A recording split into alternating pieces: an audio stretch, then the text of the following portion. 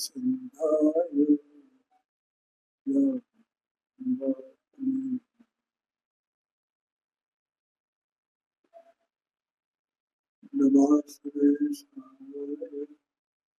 नमस्ते चक्रासते चित्स्वभावाय भावाय सर्वभावाय।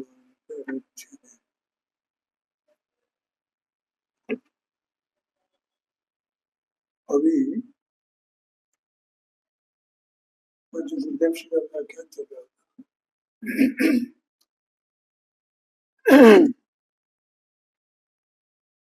और ये बहन श्री के वचनामृत है, इसमें 315 नंबर का बोध है।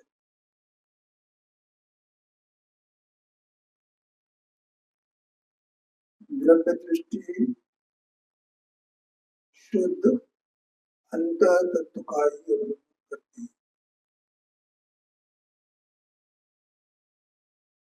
निर्मल पर्याय भी बहिर्तत्व है, उसका आलम्बन ब्रह्म दृष्टि में नहीं है। इतना सबूत है। उसमें गुरुदेव सिंह है, दृष्टि को अपन जानते हैं। दृष्टि माने तो अभी जो गुरुदेव सिंह का व्याख्यान प्रारंभ हुआ उससे पहले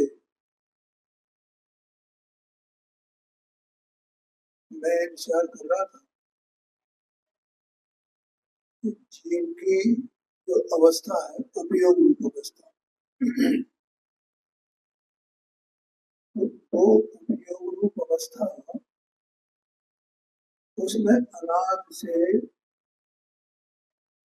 रागादि भाव है। ठीक है, सात तत्व की बात थी पंचास्त्र संग्रह में।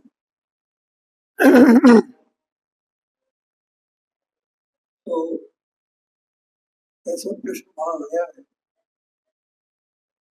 कि जीव अजीव दो को ही जानने से भेद ज्ञान हो जाता है, तो सात तत्व की चर्चा क्यों की है?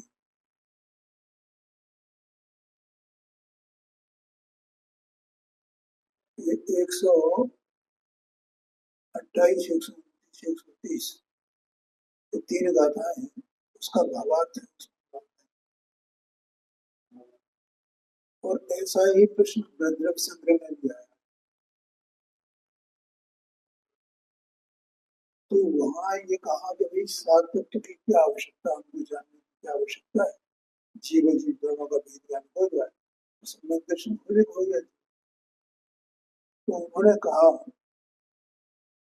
कि ये उपादेय तत्वों को जानने के लिए, उनका ज्ञान करने के लिए ये सात तत्व कहे गए। ठीक है, अब उसमें है क्या कि पहले ये जीव दोनों के लक्षण जाने, इसके जीव के और अजीव के। ठीक है, ये जो अब वो जाने कैसे जाएंगे, ये जो चेतना स्वभावी जीव है ना, ज्ञान स्वभावी जीव है ना, ज्ञान जिसका लक्षण है, चेतना जिसका लक्षण है, ऐसा जो जीव है तो वो क्या क्या हरकत करता है और वो हरकत, या हालांकि अपन बहुत पहले से बात कहते रहे, लेकिन शास्त्र में ये लिखा हुआ है, पंचास्त्र का संग्रह में ये लिखा हुआ है।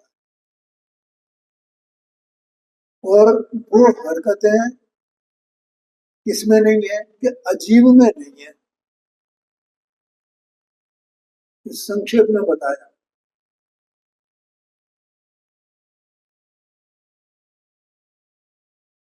जानना, जो जानता है, छह बातें कही, जो जानता है, जो देखता है,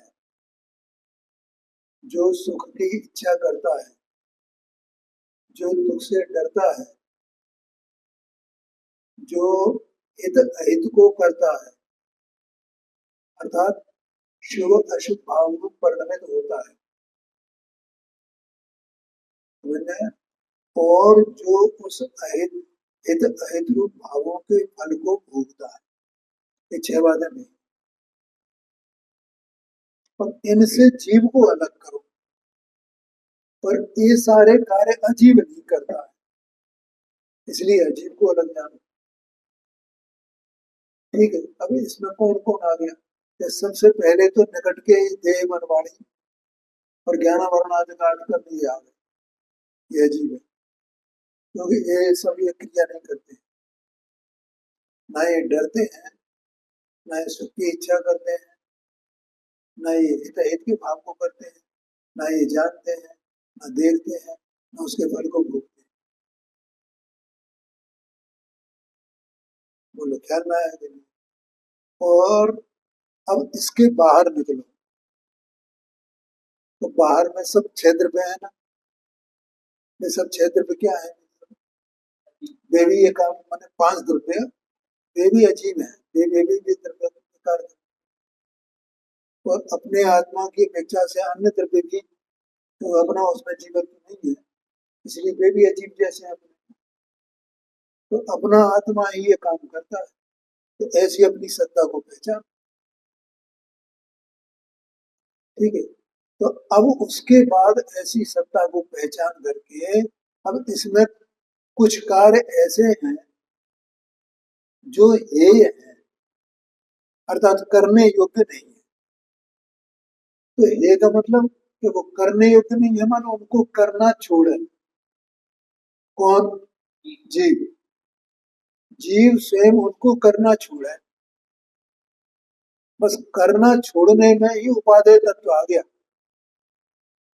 क्योंकि कुछ ना कुछ तो करेगा, और नहीं करेगा तो क्या करेगा? कि अपने स्वभाव रूप रहेगा ना, अपने स्वभाव रूप रहना माने अपने स्वभाव रूप परिणमन करना। इसका मतलब पहले अपने स्वभाव रूप परिणमन नहीं करता था ना, और उसको करना छोड़ दिया तो अपने स्वभाव रूप परिणमन करेगा। तो अपने स्वभाव रूप परिणमन करने के लिए अपने स्वभाव को जाने ना, स्वभाव को जाने बिना स्वभाव रूप परिणमन कैसे करेगा? नहीं आएगा। इसलिए कौन उपादेय हुआ? कि अपना स्वभाव उपादेय हुआ, और वो परिणमन करना भी कथनचित उपादेय हुआ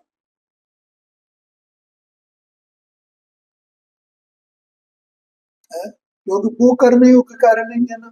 तो कौन सा करने योग्य कार्य है? ये करने योग्य कार्य है, अपने स्वभाव रूप परिणमन करने योग्य कार्य। तो वो कार्य है, तो वो कार्य उपादेय है, और उस उपादेय कार्य का कारण अपना स्वभाव है, ऐसा समझो। तो उसको पहचानना, और पहचान करके अब वे कार्य कब नहीं होंगे? जब पहचान हो जाएगी, और पहचान हो करके ये उसी को पकड़ के बैठ जाए, यही मैं हूँ, उसी में रमे जमे, तो इसका स्वभाव रूप परिणमन होगा ना। तब वो नहीं होंगे ना जो ये तत्व है। आया कि नहीं है? अब इसका मतलब क्या हुआ? अब उपयोग को क्या करना पड़ेगा? उपयोग ही परिणमित हो रहा है ना, तो उपयोग आत्मा में है, उपयोग आत्मा में है, आत्मा उपयोग में है हर समय। अब वो उपयोग क्या करे कि वो उस रूप से परिणमित ना हो, और अपने स्वभाव रूप परिणित हो, तो वो उपयोग अपने स्वभाव को जानेगा ना। तो जब वो उसे जानने जाएगा, तो उस प्रकार का जो परिणमन था वो रुक जाएगा ना अपने आप ही। जो विकारी परिणमन था, जो ये है छोड़ने योग्य है, वो छूट गया ना। तो अब इस उपयोग का विषय कौन बना? कि अपना शुद्धात्मा, अपना स्वभाव।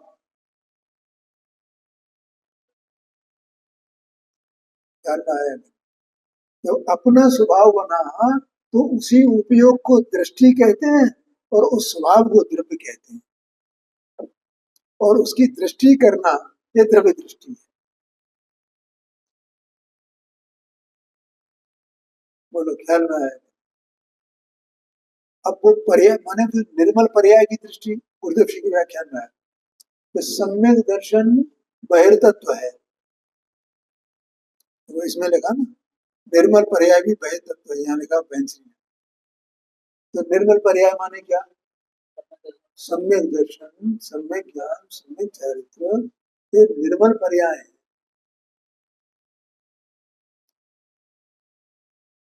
इन निर्मल पर्यायों को भी बहिर्तत्व कह दिया।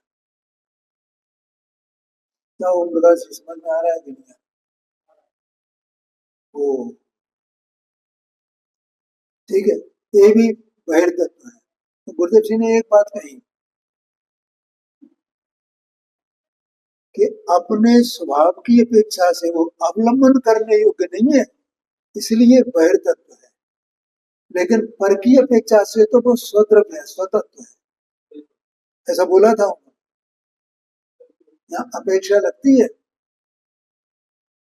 बहिर्तत्व माने अपने स्वभाव, अपना जो त्रैकालिक परम पारमार्थिक भाव है,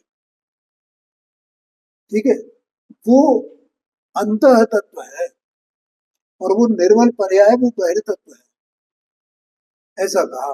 तो वो स्वभाव की अपेक्षा से कहें, परम पारमार्थिक भाव की अपेक्षा से कहें, द्रव्य की अपेक्षा से कहें, दृष्टि के विषय की अपेक्षा से कहें, तो वो निर्मल पर्याय बहिर्तत्व है, क्योंकि उपयोग किसी को स्वीकार नहीं करेगा, उसी को स्वीकार करेगा। क्योंकि बहिर्तत्व माने वो निर्मल पर्याय का लक्ष्य करने जाए तो वो सब छूट जाएगा ना।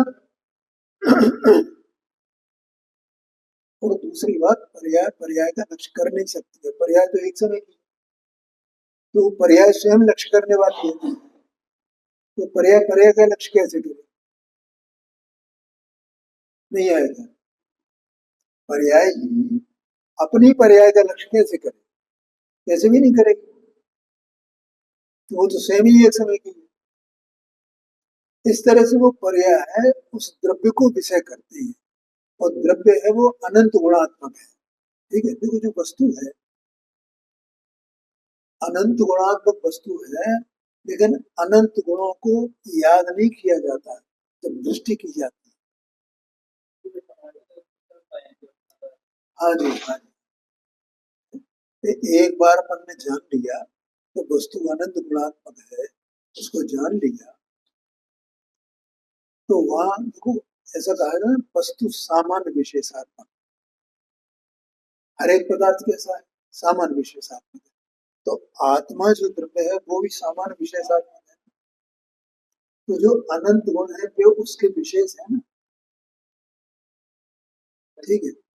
और उन अनंत गुण में एक जो सामान्य स्वभाव है वस्तु का, उस स्वभाव को ही वस्तु कहा गया। इसलिए उस सामान्य को पकड़ना और उसी को पारिणामिक भाव कहा जाता है, सामान्य को।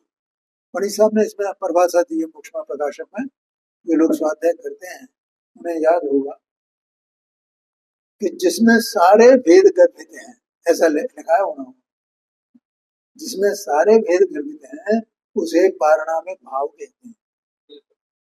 तो पारिणामिक भाव कहो या सामान्य कहो, सामान्य में सारे विशेष गर्भित है ना, उसको पारिणामिक कह दिया। और परम पारिणामिक क्यों कहा? क्योंकि भैया वही अवलंबन करने योग्य है, वो परम पदार्थ है। परम पदार्थ भी कहे कहते हैं ना उसे। तो इस प्रकार से वो ज्ञानोपयोग या वो दृष्टि, कुछ भी नाम लिख सकते हैं, उसमें ऐसा कुछ नहीं है तो भैया उसको उपयोग कहेंगे कि नहीं कहेंगे, दृष्टि कहेंगे कि नहीं कहेंगे, चाहे कुछ कह लो, ठीक है। तो इस प्रकार से वो जब द्रव्य दृष्टि होती है तो वहां द्रव्य को ऐसा देखा जाता है, और उसी द्रव्य में परिणमन भी है। लेकिन अकेले परिणमन से, परिणमन हुए तो और नहीं हुए तो वस्तु कैसे पकड़ में आएगी? अनंत गुणों के समुदाय रूप जो स्थिर वस्तु है ना, पर्याय तो एक समय की है, तो एक समय की पर्याय से वस्तु पकड़ में नहीं आएगी। जो स्थायी है, तो स्थायी वस्तु अपने अनंत गुण जो स्थायी है उसके ध्रुव है, उससे पकड़ में आएगी ना। इसलिए वो पर्याय को गौण कर दिया जाता है। पर्याय नहीं है ये बात नहीं है, उसमें परिणमन नहीं है ये बात नहीं है। ठीक है, दूसरी पर्याय स्वयं द्रव्य का लक्ष्य करती है, द्रव्य को देखती है, द्रव्य का अनुभव करती है। आया ध्यान में? इसलिए वो द्रव्य को पर्याय से कथनचित भिन्न कहा जाता है, और पर्याय को द्रव्य से भिन्न कहा जाता है, द्रव्य को पर्याय से भिन्न कहा जाता है, द्रव्य को पर्याय से भिन्न कहा जाता है, द्रव्य से पर्याय को भिन्न कहा जाता है।